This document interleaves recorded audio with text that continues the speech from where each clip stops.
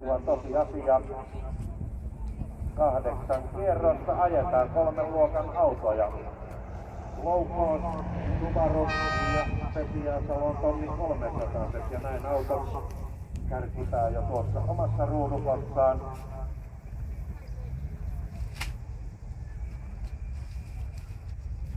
Tiedän, siellä on muutamilla kuljettajilla ollut vähän tekniikan kanssa ongelmia.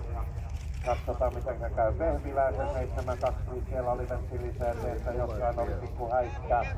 Miten Markku käy, ei eilen vapaissa harjoituksissa ajellut ollenkaan, koska meinas, että laajattomat harjoittelee ja ei kannata rikkoa autoa. 5 sekuntia, 1 punavalo, 2, 3, 4, 5 ja näin valokammuun lähdetään liikkeelle. Ja näin Subaru pääsee erittäin 5 sekuntia.